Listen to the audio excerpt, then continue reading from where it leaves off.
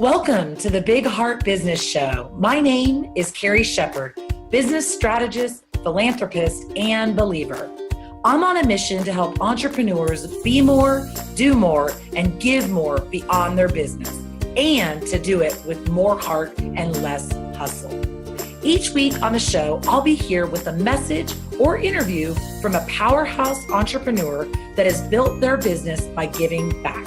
Together, we will inspire you, fuel you, and get you going with simple action steps and strategies to grow your purpose-driven business. Our philosophy here is that we can change the world one big heart business at a time. Let's get started. Welcome to episode number 12 of the Big Heart Business Show. Today, I am so excited to be talking with Amber Lilystrom. Amber is a transformational branding and business strategist, writer, and speaker. She's the host of the Soul Fueled CEO podcast and helps entrepreneurs turn their passions into heart-centered brands and thriving businesses. From idea conception to the construction of the business and its digital landscape, Amber supports visionaries, leaders, and disruptivators in changing the world and their lives by designing businesses that support their bigger life mission. Amber is a devoted wife and mama, and when she's not chasing around her busy 3-year-old or working with her beloved clients, you can find her out on the paddleboard on her family's waterfront New Hampshire home. Welcome, Amber. Hi, Carrie. How are you? I'm so excited to be here. And I am so excited to have you. And I loved reading your bio. You do share so many behind the scenes, and you take us with you on that beautiful lake and paddleboarding and making cookies with your daughter. And I just love all the behind the scenes. So I'm excited. Thank you. Thank you. Yeah, I'm excited to dive in. So I always love to kind of let my guests have an opportunity to just kind of share a little bit of the behind the scenes. How did you get to this beautiful place that you are now where you're working from home and you have that ability to raise your daughter? Share a little bit of what that journey looked like. It's an honor. So 3 years ago, I left my corporate career in collegiate athletics to become this work from home mompreneur and to be here full time with our daughter. And it really was, that desire was born out of a place of wanting to serve in a different way because I was serving in a big way there, but really being able to serve in a way that was more in alignment with my soul's calling. And I followed my intuition. I followed the leads and the leaps and I went for it. And I say that, I gave my notice when I had literally one client, which for a lot of people might sound crazy because I had this really successful 10-year career in collegiate athletics, marketing and branding. But I just knew that this is what I was being guided to. And so with one, there were 2, then there were 3, then there were 4, and so on. And now I've helped hundreds of women all over the world in doing just what you shared in my bio, and coming home to who they really are. And in the process, also coming home to the people they love in a more holistic and present way. That's so beautiful. And I think that's so important to remember that it does start with that one. And I don't know about you, but I can completely remember my first client and like making that first sale and what that felt like.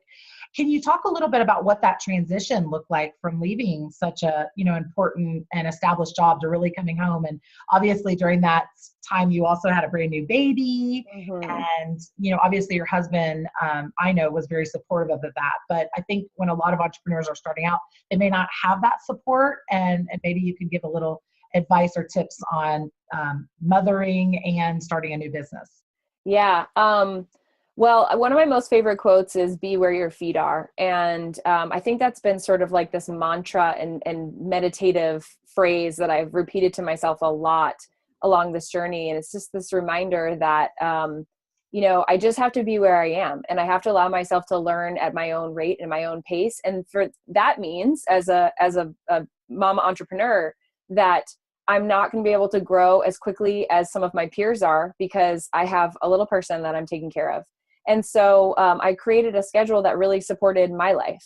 And I had to learn how to be really conscious about choosing what worked for me and what didn't, in terms of my business model, in terms of the ways that I market, in terms of the ways that I coach and support. And so I think that's been really like one main component, is just remembering to be where my feet are and to operate my business at the pace and rate that I possibly, that works best for me and my family. And then in terms of the support piece, I just think with my husband, we have obviously a very, very, intimate, close relationship where we're really talking about supporting each other's dreams and big visions and goals all the time. And that's an integral part of our relationship. And actually, I just had this really kind of cool perspective shared with me. I was just at, as we were talking about before we hit record, at Lewis Howe's Mastermind last week, which was an incredible opportunity experience to learn from some folks who are really doing big things in this online space. And specifically, we had Grant Cardone was a speaker on the first night. And I actually wasn't really familiar with his work, but was really inspired to just hear about his success, but also just the way that he approaches his work and his life and all that. And he said his wife, Elena, was there and she had an opportunity to speak, and I had an opportunity to speak with her afterwards too. And that was really, really special, to kind of like connect with the masculine and feminine in the relationship and to see how that works inside of their business. And really, in a lot of ways, it's funny because I am like the Grant, quote unquote, in my marriage, and my husband is like Elena, the support person. And he will be actually, as I was sharing with you earlier, coming into my business next month and retiring from his career as a police officer, which is super, super exciting. But Grant said, I told my wife, and when he said it, I felt a little like, whoa. He said, my dreams are always going to come first. My dreams are going to come before you. And he had to explain that because we all kind of bristled a little bit around the table and thinking like, what do you mean? Isn't family supposed to be first? And he said, well, here's the thing. How could I tell you that you come before my dreams when my dreams were the first thing that I ever possessed? My dreams have been with me all the days of my life. And so if I give up on my dreams, then I'm sure as heck going to probably give up on you too. And so that was just really poignant and powerful for me to hear that, because the reality is, Carrie, is we all have big dreams and we've had them since we were kids. And I love that because now instead of having, my dreams be at odds with my husband's, it's like we get to co-create and share in each other's dreams and create the bigger vision for our family and for the life that we want to be living as a couple, as a family, but also independently inside of that big vision. And it's really exciting. And we've just made that vow to each other that we are in full support of what the other one wants to do. And we're very, very communicative about that. And it's an important aspect of our marriage.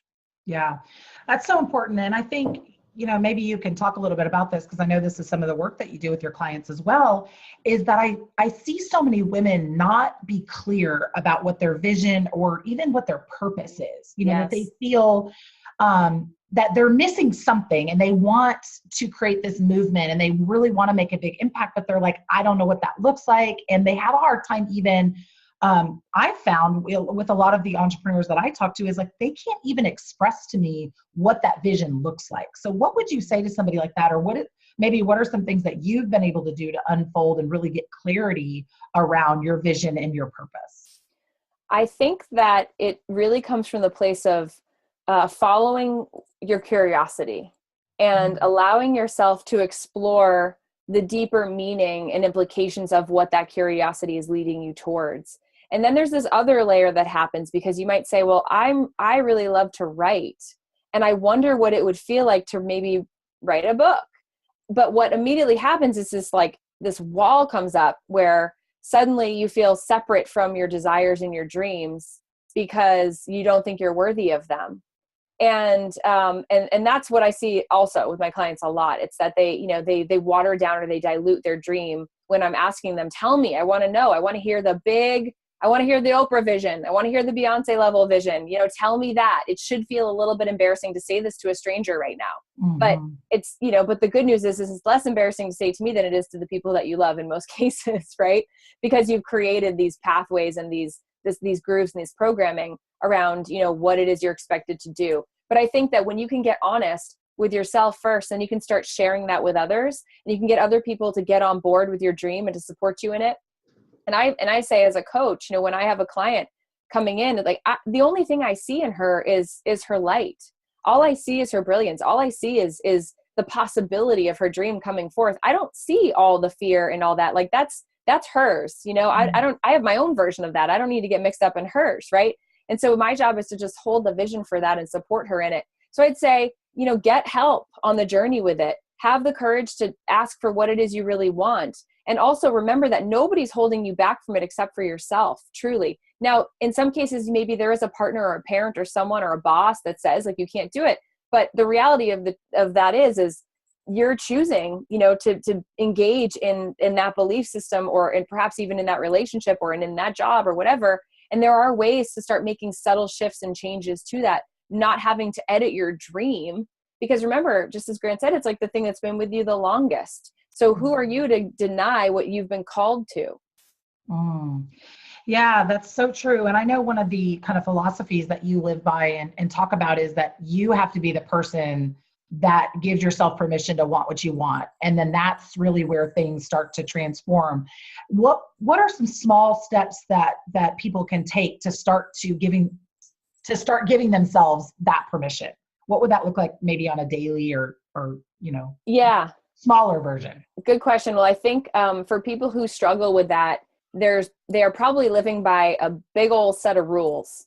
And so that probably not only is impacting the pursuit of their dreams and their passion, but perhaps, the way that they eat, or the way that they are showing up in their friendships, or the way that they're parenting. And so I find that it's like really helping women let their hair down and be more of themselves, and break out of this very regimented way of showing up in their lives. And as businesswomen, in their personal brands, because a lot of the women we work with are personal brands and service providers in some capacity. And so they're following all these rules that they've studied from all these people. But remember, all of the teachers out there are just sharing what they've learned along the way and what's worked for them. It doesn't necessarily mean that it's going to be perfect for you. And so I love to kind of like, I just get this visual of like walking down the shopping aisle in the grocery store, and I'm like, I'll take a little of this, I'll take a little of that, and I'll take a little of that, of each person that I learned from. And then I just kind of mix it up in the big pot. And then I remember that it's like, this is my recipe. This is my creation. This is my life. And I get to decide what that is. And so the first step is like, give yourself permission to just like have what you want for dinner, order whatever you want off the menu, wear what you want to wear to work. And maybe that's like on the fringe of the dress code policy, like be a little bit of a rebel around your rules and see how it feels. And then that is kind of like the sort of walking into the shallow end of the pool with, getting ready to kind of like go under the water and swim to the other side around the bigger stuff that you really want to create in your life, and contemplating how that could possibly, come to fruition. Yeah. Yeah. I really enjoyed one of the stories that you shared when you were out there at Lewis's mastermind, and you had come back at night and you were like, normally I would just go to bed and be a good girl, wash my makeup off, whatever. But that instead you kind of were like wanting room service, and you just gave yourself that permission to order whatever you want and like not worry about like the, I guess all of it, the rules, right? Like The calories, how much it cost, that I needed to sleep, like all of those sort of things that went through my head. And then I was like, and then I looked at the bill, Carrie, and I was like, it was like $20. Like, it's so silly that I was so I was so like, oh, I'm being such a rebel right now, ordering room service at 10:30 at night, but it just shows you, like, woohoo. You know what I got? I don't think I even told you guys. I got French fries and a little, like a kid's ice cream sundae. And I got hot water and lemon. So wild. Yeah, it was crazy. I almost ate all the fries too, but it was awesome, and it was just like, you got to give yourself permission to just like literally want what you want, get what you want, just do it, upgrade the phone, you guys, get the service plan with more data, like live your life. And when you start to do that, it really just creates this beautiful ripple effect in the way that you show up with others. And of course, just how you feel in your daily experience. Yeah. That's so fun. Yeah, that hit home, because I was like, oh yeah, I would be thinking about that too. Like, it's too late or blah, blah, blah. All the stories we tell each other, ourselves, I guess. Yeah. So I'd love to talk a little bit about, so you started your coaching business just a little over 3 years ago. And then I know recently you've also joined forces with a network marketing company. And I would love to hear just a little bit about what had you make that decision, and how has that played into running your online coaching business? Yeah, great question. Thanks for asking. So I had been in network marketing prior to launching my business, but just didn't really find much success with it. Kind of struggled to get things going, and then kind of tried to do it, but then I was so focused on launching my business that it was too confusing. But ultimately it was because I didn't really align holistically, wholeheartedly with every single aspect of the company I had originally partnered with. And so it was a good opportunity for me to just, kind of check in on that and evaluate. And it wasn't that I didn't love the products, but I just couldn't get the momentum going. So instead of beating myself up about it, I just said, okay, well, this isn't working, but I'm going to stay really open-minded, and I'll maybe attract in another company. I'm open to the network marketing model. I really appreciate it. I had, as a businesswoman, I really wanted to have an alternative revenue stream. And in our company specifically, when you hit a certain rank level, your business becomes willable. And I really liked that. Just not that I'm like planning on going anywhere anytime soon, but just in the event that I do, it's like with my coaching business, it's not that way. If I get hit by a Mack truck tomorrow, then my business is no longer, because it's all wrapped up in what I do. And so I love that, having more security and having more revenue streams coming in to our family. And that was just really exciting for me. So a dear friend offered the opportunity to me, and I really vetted it out. And I looked at all of the aspects and angles of the things I didn't really love about what I was doing with the other company. And then this one ticked a lot of boxes. And so I said, yeah, sure. Like, why not? And so I dove in head first. I love the products. My family uses them in every aspect. And so it's just like, it's been easy, it's just been easy. And I think just like in my coaching business, I've been able to integrate it in a way that just feels really authentic, because it is, because it is. There's no nothing is contrived, and there's nothing weird about it. And so those who are network marketing professionals who feel that kind of that hesitation, like, I don't know how to do this, like, it just share, just share what you're doing. People want to know, just like you said, you enjoyed my story about the room service thing. Like, people will message me and say, like, what lip gloss are you wearing? And so it's like, just like anything, I just share that. And I've chosen a brand that really aligns with my family's values from a health perspective, and also from a business person perspective. And that it's just been great. And it's been like an easy growth process, because I've been able to just naturally attract people in who are like-minded, like-spirited, and who are looking for a very similar opportunity. Mm-hmm.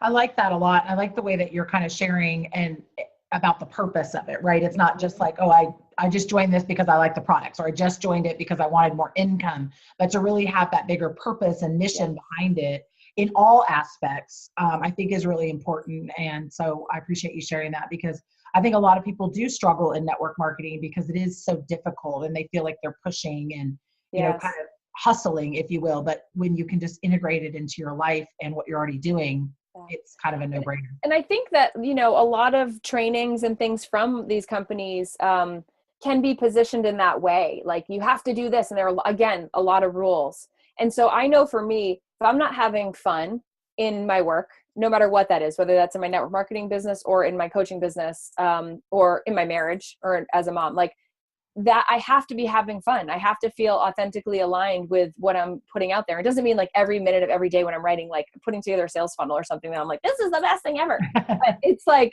just like the spirit of it all is really tethered to the why, and I have my group, the Why Warrior Tribe, like that feels really aligned and authentic, because every choice we make, the work that we do is, I hope, really grounded in that bigger picture purpose of why we chose to do what we do. And so as long as things are really ticking those boxes for me, then it's a yes.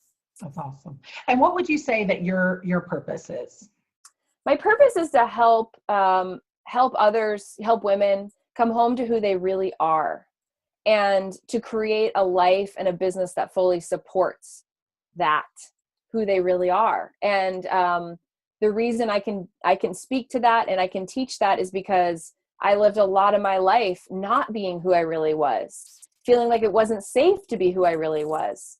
And so I've worked really hard at doing the internal work to get to the place where I can say that I love myself.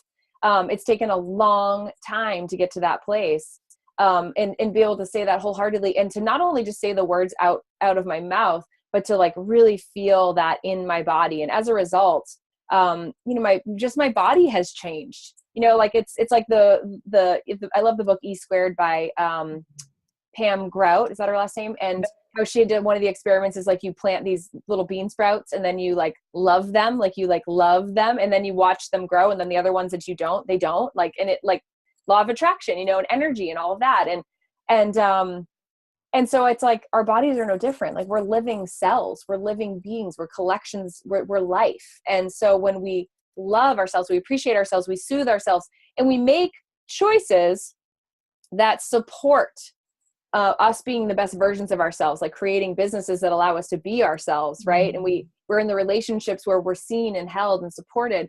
All of that, we thrive. We just thrive in every possible way. Yeah, that's beautiful. Yeah, and I see you do some fun things like winning the Miss New Hampshire contest. That was really exciting. Yeah, and just doing those things that you love. I think that's just for fun, like this is the one shot, right? This ride that we're on, depending on what your belief system is. Like, I want to live the heck out of this one. And so I think the other thing, like even with Mrs. New Hampshire, it was an opportunity for me to lead from a place of service, because it was going to be an opportunity to really get more involved in my community. And that was exciting to me, to meet a lot more people and to really learn more about people's stories, because that actually was one of my most valuable takeaways of my year of being Mrs. New Hampshire, was that every person you meet, they just want to share their story. And so it's this sacred gift and honor to get to hold space and learn people's stories and to reflect back to them the brilliance of who they are, and that's really what my life's mission is to like reflect back to people how amazing they are and to help them feel that validation that it's safe to come home and to be who they are. So there was that piece, but there's also like this stuff that I needed to overcome around my own like body image and weirdness that I had struggled with for a really long time. I had an eating disorder for 15 years. And did fitness competitions for a period of time. But it was really, if I'm being honest, for the sake of just exacerbating my eating disorder. It was like, okay, these people are going to teach me how to like really do this. And if I can't figure it out with them, then I'm a lost cause. And that's really what it felt like. I remember being backstage at the show and feeling like, I felt like a failure. I felt like the fattest girl in the room. And I was so cruel to myself. And it was like, that really felt like the lowest of the low. And it was an opportunity for me to just say, you know what, I'm not doing this anymore. Like, I'm not putting myself in this position anymore. This isn't healthy. And I need to make a change. And I committed to that, and so the Mrs. New Hampshire thing was actually just a really beautiful healing experience for me, because I got on stage in a bathing suit again. And I didn't do any like dieting down or prepping or eating food out of containers or any of that, or over exercising like I used to. I just showed up exactly how I was. And I just showed up as I was. I shined my light. I loved the women that I got to meet that day. And I've had some really beautiful interactions with the women that I competed with, like after, like connecting and getting to work with them in their businesses and stuff. And I just decided, I wasn't going to like take myself so seriously. I was just going to have more fun. And then I won, and it was like, oh my gosh, wow. Like, this is what you have to do in life, is just shine your light, and love people. And then you win, then that's winning at life. Yeah. Yeah. I think that's thank you for sharing that story, because I think that is such an amazing example of just being able to show up as who you are. And then I didn't even know about the healing behind that. Just how every time we're healing one of those wounds, we just get to show up in a bigger and brighter way, which is what it's all about. Yes. So you mentioned, kind of one of the reasons in joining that competition was about service. And, this show is definitely about showing entrepreneurs and highlighting entrepreneurs that are giving back in big ways. And I know that's something that's very close to your heart. So I'd love for you to talk a little bit about what does your give back plan look like in your business, and why is that so important to your growth? Yeah. So my platform for Mrs. New Hampshire was supporting this organization here at home called Haven, New Hampshire, which supports the recovery and prevention of domestic and sexual violence. And I am a survivor of childhood sexual abuse. And so that is a big part of my story, because it really obviously took a lot away from me as a very young child. And just my whole family, it was just really traumatic. And watching my parents suffer with the pain of having their young child go through this trauma, and feeling like they couldn't, have protected me in that way, and just feeling so terrible. I can't even imagine what my parents went through of being a mother of a 3.5-year-old, which was the age that I was. And so that has also been like healing as well, just being a mom and like going through my own process now of witnessing my daughter in her childhood and like grappling with all the emotions of that. So it's like this sort of like perfect divine timing that I have this opportunity now to support this organization here at home and really serve others and give. And so, a portion of my proceeds of my Soul Fueled CEO Academy and my Soul Fueled Summit event go back to Haven directly. And that's a beautiful partnership that I'm really proud of. And it feels really good in my business to know, that, okay, with every seat that is sold in my program, 5% of that goes back directly to Haven. And so just to like budget that in and have that be part of the plan feels really, really good. And then be able to add more whenever I want to, which is super exciting to help them with specific initiatives. We also support, as a family, this organization called the Chase Home here on the Seacoast, which is basically a children's home for kids who are just needing a place to go and needing support and help with parental situations or guardian situations that are really less than fortunate. And that's been really fun because we've been able to go over to the Chase Home and bring our daughter with us and, meet needs that they have. Like we installed curtains for them back in the wintertime. Like they didn't have curtains in one of their common rooms. And so Ben like brought the drill and like we bought the things. We were so excited to like make it look really nice for them. And we bought the girls like a PlayStation or some sort of like gaming thing that they really wanted. And it's like, these things are just so small, but it's like makes this huge impact on their daily life experience. And it's like, I love that. And I just encourage anyone listening to this, like, where can you get involved? You may not have thousands of dollars to donate right now, but you do have time and you could run to Target and buy some curtains, and that's not a big deal, or hosting a little dinner or something or ordering pizza for them. But like giving experiences for others is that really like make an impact on their life. It reverberates out. And I'm telling you, sometimes it feels a little bit selfish because I get an even bigger, feeling of just appreciation and joy from serving in that way. And again, it's another argument for like why having our own businesses and being really nimble as leaders in this way is where it's at, because we get to just make a big impact and serve the communities and the spaces. I've also gotten to do like speaking. I did a whole like leadership development day at the Big Brother Big Sister organization for their staff. And just by sharing my skills, I'm going to be doing a keynote at the Relay for Life, race that's coming up or walk that they do. And really like paying tribute to Ben's mom, who we lost last year to cancer. And so I just have so much more space to really like get involved and to help people and connect with their hearts. And yes, like that is 100% an incredibly important aspect of my business. Yeah. Yeah. And I think you share, how you're both giving that financially, giving, your time and involving your family, which I think is so amazing. And we've had, I'm really seeing when you have these young kids to be able to show them what that looks like and get them involved, and that there's no age, that it's not like you have to be a certain age or, one of the things that I really deeply believe in is that you don't have to be making a certain amount of money, right, to be able to go buy curtains or correct, just to bake it in. One of our guests calls it baking it in. I like that kind of concept, but budgeting it in the budget to know that 5% is going back. And then to be able to also give your skill set, to be able to give talks and do trainings and things like that. So you kind of have the whole gamut. Awesome. Yeah. My daughter's excited about giving back to the Humane Society. And so we'll go to the grocery store and she will buy extra cat food or something and, to like bring to the Humane Society. And like, so just these like little things that she can get excited about because she loves animals so much. And like, just starting with this mentality of tithing and giving at always, like no matter what, is, I think it's just integral to like our society and all of us growing together. And even like down to the little things, with like friends who need help or, meal trains and things like that. And like always thinking about that stuff first. And it's not like I'm trying to be Mother Teresa over here or anything, but it's like, I just, it brings you such joy, and it really, totally. That's what it means to be a Soulfield CEO.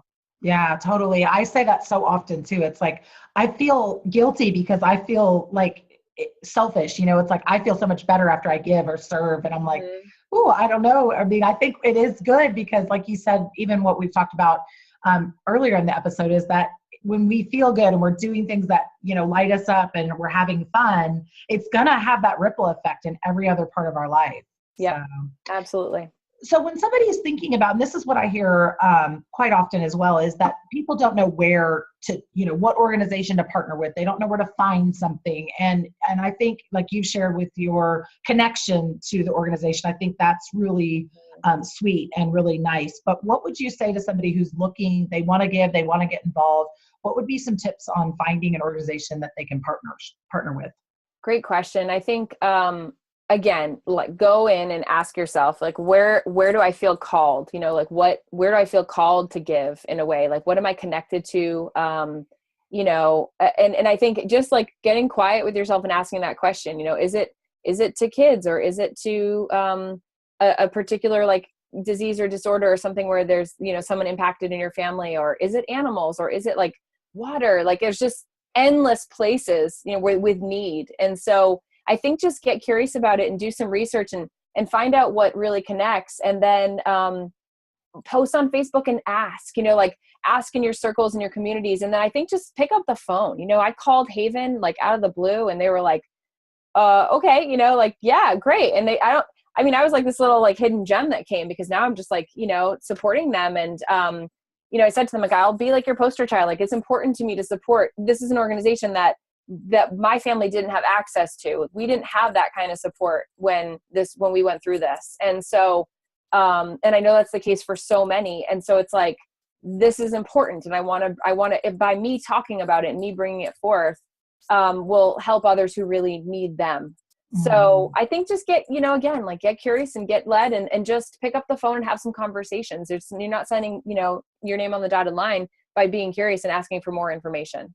Yeah, that's a great point and a great reminder too. You're not marrying the organization. You can go and check them out. Maybe you serve one day, or you give 1 month, and then, you can find like maybe for like 6 months, just try a different one every month, and then see which one feels the best to you. Mm-hmm. Yeah. Give it, just have fun with it. Yeah. It almost feels like kind of like dating the different organizations. Yeah. Like, and then figuring out which one you want to commit to and really kind of put your stake in the ground for Right. what what you're supporting. So that's Right. great advice. So, well, this has been so awesome. I want to move into our lightning round. I've just got a couple quick questions we're going to ask you. So, Great. Number one is, what is the best piece of advice you've ever received? My dad said to me, this classic quote of like, if you believe you can or you can't, you're right. And he would say that to me all the time when I would say, Dad, I can't, it's too hard or whatever. And he would say, and that would just, the only thing he would say is, you believe you can or you can't, you're right. And then he would just go about doing what he was doing. And I was like, okay. And so it's like just this little subtle seed that he planted early on, but that he was 100% right about that, and that has just been incredibly life-giving for me, and a beautiful reminder anytime I feel resistance when I want to step into something that's really important to me. I like that. And I know you've shared one with us, but what is one of your favorite quotes, mantras, or Bible verses? Well, I said the be where your feet are. That's obviously, that is like my go-to, and I say it every single day. I'm just gonna lead with a word, and the word is surrender, because it just feels like this theme that, we can do it over and over and over and over and over again. And as we surrender into the fullness of who we really are, and truly, what God's will is for each of us, we are of highest service, and we feel the most at ease and at joy, and from a place of really being able to give full love to others. Beautiful. And what book would you recommend to our audience, and why? You know what? A book that I really have enjoyed recently is called Present Over Perfect by Shauna Nyquist. I always get her name mixed up, but I loved that book. I just so thoroughly enjoyed her honest and vulnerable reflection on how she was pushing so hard. And I think for this audience specifically, like, a lot of us we're family women, we maybe have children, and we're like trying to be everything to everybody all the time. And it's at the sake of, ourselves. And that is not going to help anyone, most especially us. And if we can't come whole to our lives and to our businesses, then, what are we actually doing here? So I think that book is actually like, it's a really kind of fun read too, because she's just such a beautiful writer. So that one's the one that came forth. Awesome. That's a good one. No one's mentioned that one. So it's always fun to have a different one. And then lastly, what's one thing that you do every day that helps you stay in motion towards your mission? I write every day in some capacity. I just sit down with my journal and my tea in the morning in some way, shape, or form. Even before the day of the Soul Field Summit, my big event, I went out my paddleboard and I came back and I sat down and wrote. And it's just like having that daily conversation with yourself is the most sacred gift you can give to you. Beautiful. Well, thank you so much for sharing so authentically and so transparently. And I know that's the way you live. And I think it's just so refreshing to really just witness your growth over the last couple of years, and just to the way that you've brought everybody with you, that you've been such an open book, and not only just this journey, but what's happened previous to starting a business, the life that you've lived, and just sharing your family with us. And I think you're just such a beautiful example of what it looks like to really shine your light really brightly, and just to follow that next step. And what it's brought you is just so much joy and fun. And I just thank you for sharing that with us today. Thank you so much. Your words mean the world to me. I just so appreciate you. Thank you. Thank you. And where's the best place for our audience to connect in with you? Yeah, they can come on over to amberlilystrom.com and check out all the goodies there, blogs and podcasts and all that stuff. And also, I just love Instagram. So it's my name at Instagram, but I do Insta stories all the time of just my crazy life and my pets and my kids and my kid. I only have one right now. Maybe two eventually. We'll see. But yeah, just Instagram and my website are the best places to, kind of get in real-time connection. Fantastic. And we'll definitely link all that up. And like we've shared a couple times with the Instagram stories, that's a great place to really see the behind the scenes. So again, thank you for being here, and we will wish you the best and have a beautiful and blessed day. Bye, y'all. Terry, bye. Thank you for listening to this episode of the Big Heart Business Show. If you know someone that could benefit from this information, I would so appreciate it if you shared the love. And make sure to subscribe to this channel and leave a review. One last thing, if you're ready to fuel your big heart business with a consistent flow of cash and clients, head on over to carrieshepard.com/free gift to access a very special video series I created just for you. And don't forget, we are changing the world one big heart business at a time.